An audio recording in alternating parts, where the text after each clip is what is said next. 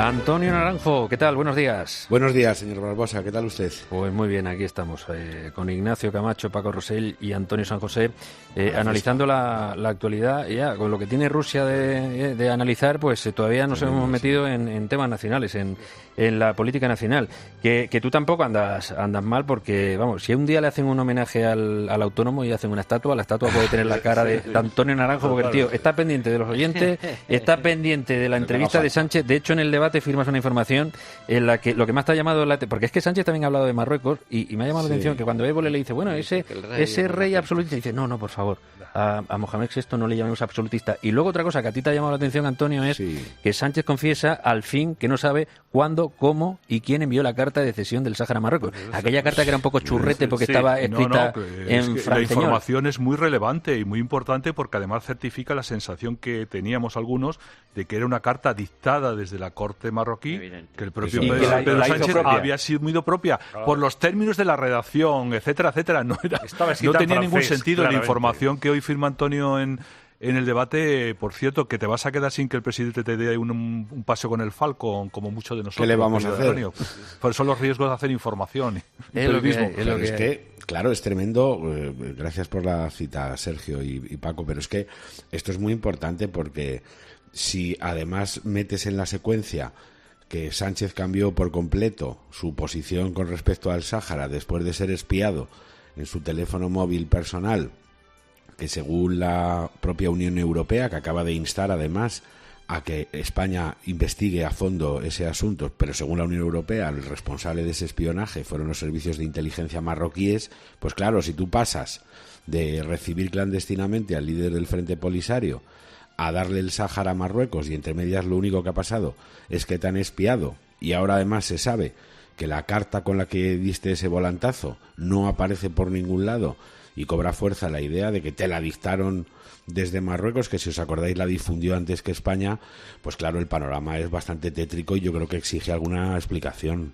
Pues espérate. Oye, también es muy relevante, Sergio, si me permites, el manifiesto que se publica hoy en El Mundo de bastantes embajadores diplomáticos españoles contra la última incorporación de Yolanda Díaz, con su doble su doble misión, primero como embajador de España, que era en la ONU, y los artículos de opinión que firmaba en contra de todo el régimen constitucional, y con seudónimo, etcétera, que yo creo que eso es muy importante, saber de quién estamos hablando y la doble comportamiento que tenía, y que todos esos embajadores diplomáticos firmen ese manifiesto, me parece de una enorme importancia. Efectivamente, porque digamos que el número 2 de Díaz viene de la escudería de Moratinos, y esa escudería ya sabemos, Marruecos, el Sáhara para Marruecos, Gibraltar no lo toquemos, y todo así. Y el tema catalán, lo que firmaba lo podía haber firmado Puigdemont perfectamente. Bueno, pero el título es muy duro, embajador de día, tramposo de noche. No, es que además firma Fernando Almansa, Inocencio Arias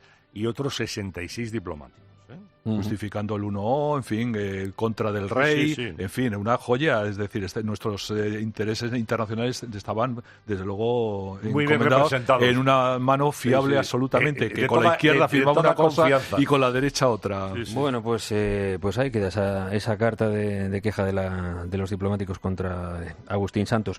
Antonio, de los oyentes que tenemos, pues mira, porque ha habido Rusia, ha habido política española, ¿por dónde tiramos? Tenemos de todo un poco. Si te parece, vamos a empezar por una cosa que todavía durará seguramente, que es, bueno, pues ese debate sobre las alianzas entre el PP y Vox, cómo lo ven los oyentes, a quién le dan la razón, a quién se la quitan, lo que esperan. Nos lo cuentan David, que es de Cuenca, Josefa de Andújar, Mari Carmen de Madrid y Mario desde Finlandia. Fíjate dónde llega. Hey Vox, ¿en qué están pensando? Por favor, pónganse de acuerdo y dejen de pensar en sus propios intereses y en sus sillones y piensen en España. Si vuelve a ganar Sánchez las elecciones y nos cargamos el país que tanto trabajo les llevó a nuestros abuelos y a nuestros padres, también será culpa suya. Pónganse de acuerdo ya. Abascal dice que él no se va a bajar de su exigencia y de su principio. Y entre esos principios está lo de eliminar la autonomía, porque eso es una propuesta que tiene Vox. Y si quiere eliminar la autonomía, porque esa ambición de pedir poltronas y poder para 5 escaños que ha sacado en Extremadura. Vamos a ver, señores del PP, señores de Vox, pónganse ustedes de acuerdo. O es que quieren o están intentando que siga gobernando este señor que está en la Moncloa para que ya termine de destruir España totalmente. Y todo el mundo le está dando demasiado pábilo a algo que es normal, a un partido pactando con otro partido, legal y normal. Y estamos callándonos más y más cada vez los pactos increíblemente corrosivos y sinvergüenzas que ha hecho el PSOE. Como ves, hay para todos los gustos.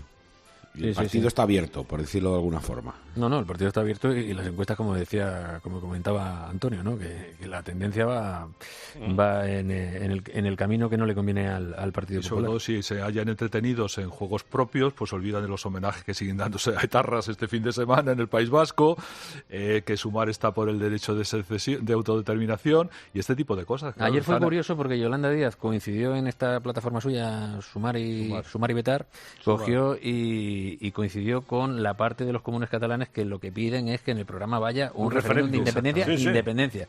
Y el tema no lo tocaron. Sonrieron mucho, hablaron de política social y bueno, esto del referéndum ya se verá. Y claro, como el foco no pasa por ellos estos días, pues se escabullen. Bueno, pero ahí está esa petición de referéndum independentista, ¿eh?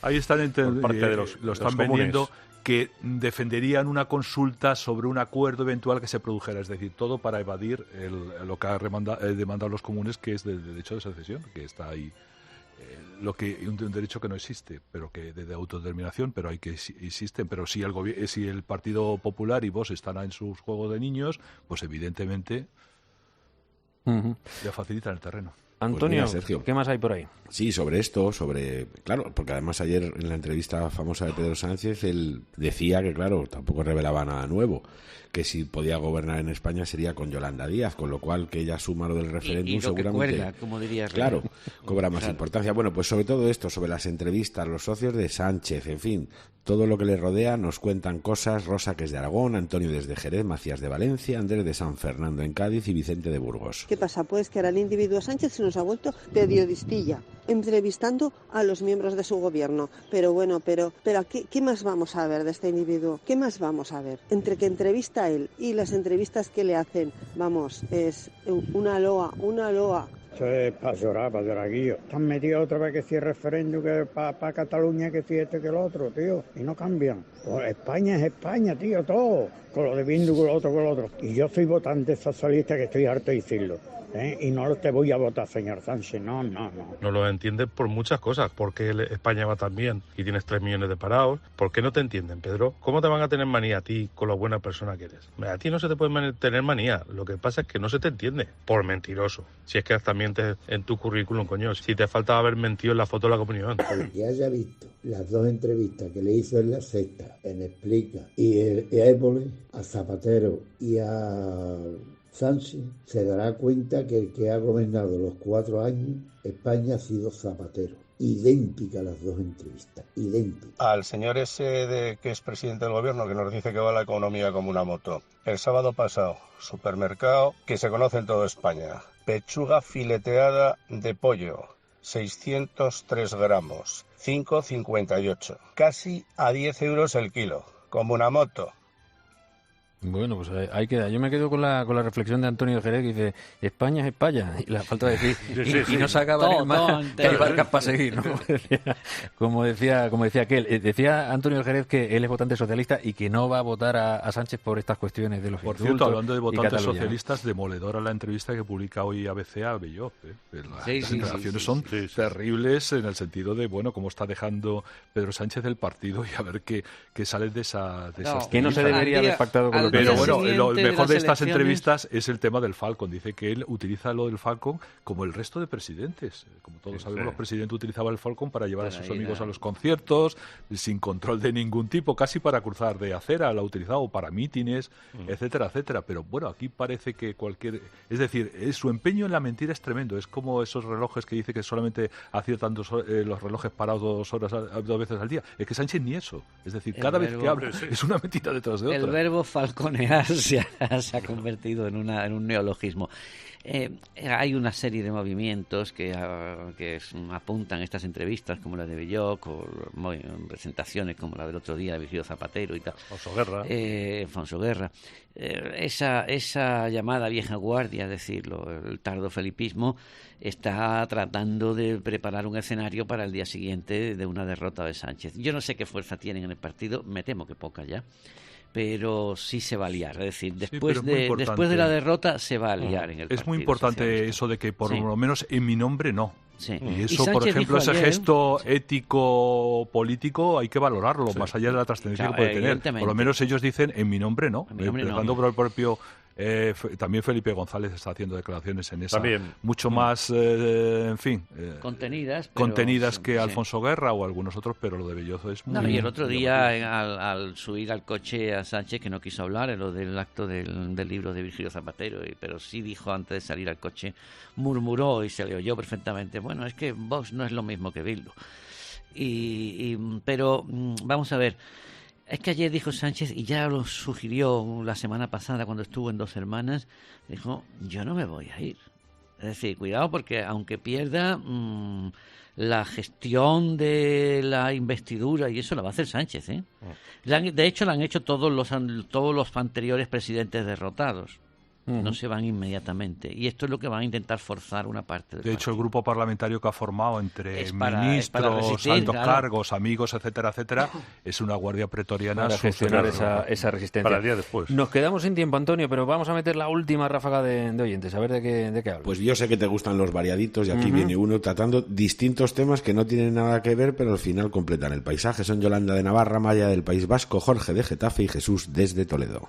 Sigo pensando que esta guerra está beneficiando a 4, a Europa no la beneficia en absoluto, los países europeos cada vez son más pobres, Alemania, que era una gran potencia, la están hundiendo, hay 2 o 3 listos que se están enriqueciendo y lo demás es un auténtico desastre. Me encanta oír que Isabel Díaz Ayuso tiene mayoría absoluta, por fin va a poder sacar adelante sus presupuestos, que no esté Podemos, genial por Isabel. Un besazo, Isabel, te lo mereces. Que hoy a ver si tocáis el tema de los transgénero en el deporte, porque ayer la atleta española doña Ana Peleteiro dijo que había que abrir la mano para estos atletas trans, pero solo en el ámbito local y regional, nada del profesional. ¿Cuál es mi sorpresa? Que durante unos minutos de publicidad anunciaron una nueva serie en la plataforma.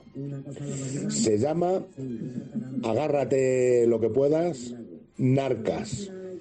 En vez de narcos, narcas, porque está dedicado a las mujeres narcotraficantes gallegas. Tela, marinera... Bueno, pues apuntamos las peticiones del oyente. Mañana para el debate, las narcas y los transgéneros. Bueno, menudo deberes que tenemos aquí cada día.